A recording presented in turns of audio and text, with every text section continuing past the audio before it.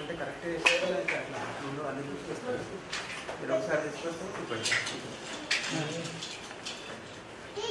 Size అయిపోయిందా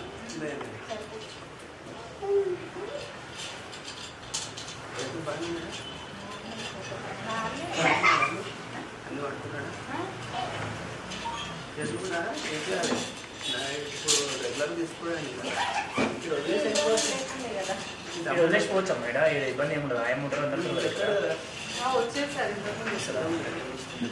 తను shop పెట్టి నుండి బిజీ అయిపోయింది పంపించడానికి ఆటో పెడితే పంపించేస్తుంది షాప్ ఉన్నప్పుడు ఆటో పెట్టి పంపించచ్చు కదా మంచిగా బాబు కోసమే కదా నువ్వు షాప్ చేసినా ఏం చేసినా పని చేసి వాడు మంచిగా అయితే రేపు పొద్దున మళ్ళీ నేను చూసుకుంటాడు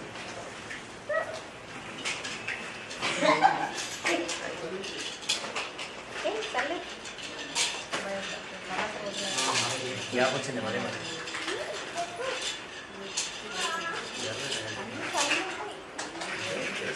ఫ్రీ కావాలి ఇప్పుడు ఎంత ఫ్రీ అయితే అంత వాటర్ ఫ్రీ అయిపోతుంది వాడడానికి వస్తుంది లేకపోతే కాకుండా ఏమంటే వస్తున్నా కూడా ఇట్లా వాడడానికి రాదు తీసుకోవాలి మనం ఏమి పని చేస్తాయి దానికంటే ఎంత అయిపోయింది ఇది ఉంటాను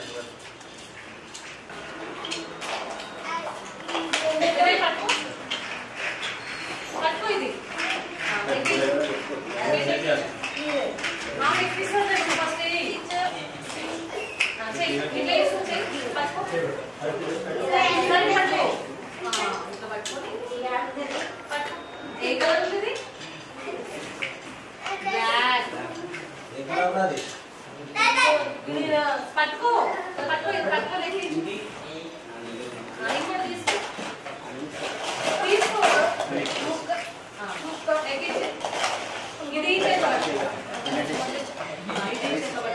ఇది ఇప్పుడు ఎక్కించు ఇది పట్టుకో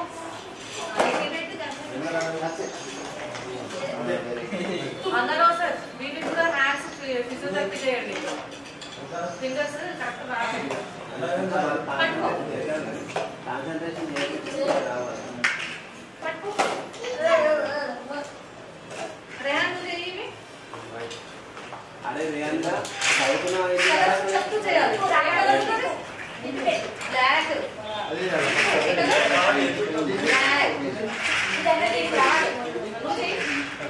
పట్టుకో మీరు పని చేసి పట్టుకో చూడు చూడు ఏ కలర్ ఉంది ఎల్లో చేసి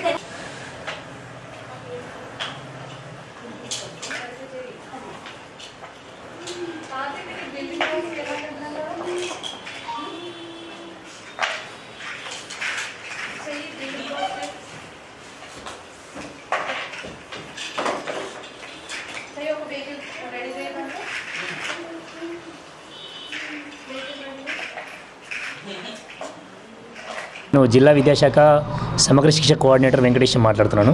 మనం బడిబాట కార్యక్రమంలో భాగంగా ఈరోజు సమ్మిళిత విద్య అండ్ బాలికా విద్యా దినోత్సవాన్ని జరుపుకుంటూ ఉన్నాం.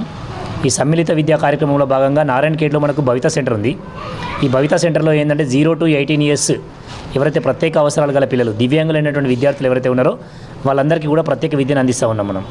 దానిలో భాగంగానే ఈరోజు ప్రభుత్వం బడిబాటలో కార్యక్రమంగా ఏదైతే కార్యక్రమం ఏర్పాటు చేసిందో ఆ కార్యక్రమంలో వాళ్ళ యొక్క విద్యార్థుల యొక్క తల్లిదండ్రులందరికీ కూడా మనం అవగాహన సదస్సు నిర్వహించడం జరిగింది. ఈ కార్యక్రమంలో ఏంటంటే 0 నుంచి 18 సంవత్సరాల వయసు గల పిల్లలు ఎవరైతే దివ్యాంగులు ఉన్నారో 21 రకాలైనటువంటి డిజేబుల్ ఉన్నటువంటి విద్యార్థులు వాళ్ళందరికీ కూడా ఇక్కడ మనము విద్యను అందించడం జరుగుతుంది. వాళ్ళకు కావాల్సినటువంటి సహాయ ఉపకరణాలు, minor corrective surgeries, TLM kits, అదేవిధంగా escort allowance, transport allowance, stipend ఇవన్నీ కూడా పిల్లలందరికీ మనం అందించడం జరుగుతుంది. సో దానిలో భాగంగానే ఏంటంటే ఈ సంవత్సరం ప్రభుత్వం ప్రతిష్టాత్మకంగా గతంలో ఏంటంటే మనకు సెర్ఫ్ ఆధ్వర్యంలో ఒక నైబర్హుడ్ సెంటరు, అదేవిధంగా సమగ్ర శిక్ష ఆధ్వర్యంలో ఒక భవిత సెంటర్ కొనసాగేది.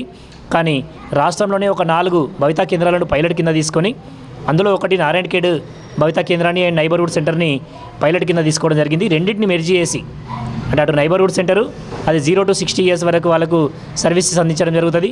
అది భవితా కేంద్రం ద్వారా పాఠశాల విద్యార్థులకు ఏదైతే పాఠశాలలో ఉన్నటువంటి దివ్యాంగ విద్యార్థులకు ఏదైతే సర్వీస్ అందిస్తుందో భవితా సెంటర్, ఈ రెండింటిని కలిపి మెర్జ్ చేసి ఇప్పుడు ఇక్కడ మనము ఈ భవితా కేంద్రం నారాయణఖేడ్లో కొనసాగించడం జరుగుతూ ఉన్నది.